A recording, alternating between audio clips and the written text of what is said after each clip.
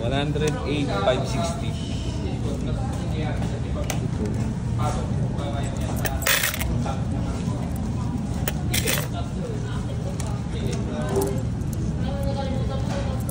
So ayan mga kapatid, samahan nyo po ako at pipick up tayo ng mga 5 kilong pilak na barya. Ayan, napakarami po nito.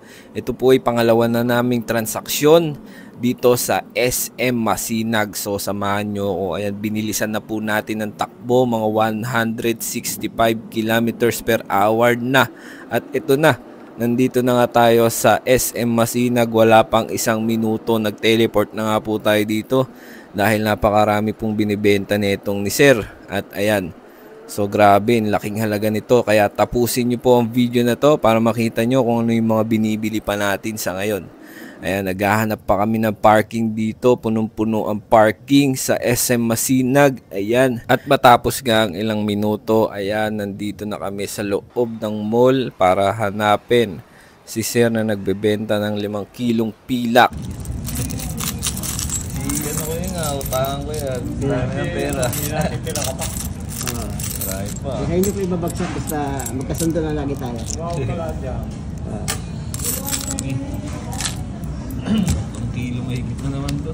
Hindi ng kilo. Mga 4. 5 kilo siguro. Hirap-hirap ako. Yung nangyari, pumasok na ako dito eh.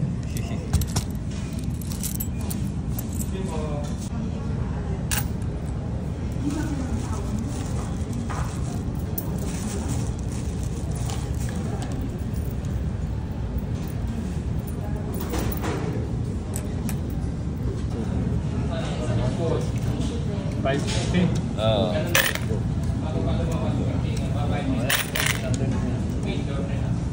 Dami.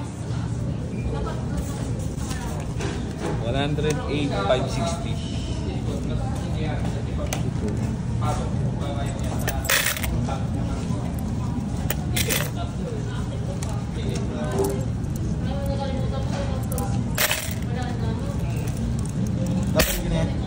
Oo.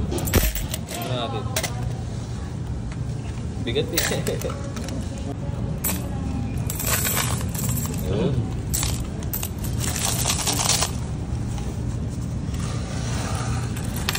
Ng province. Ibibenta ko yung piso. Piso ng deposit. Puntahan mo na bukas para Ibibenta muna. Oo. Nandun. Para ikaw na. Basta tawagan mo lang ako. Yung piso, ibibenta ko sa'yo. Medyo malaki-laking pera yun.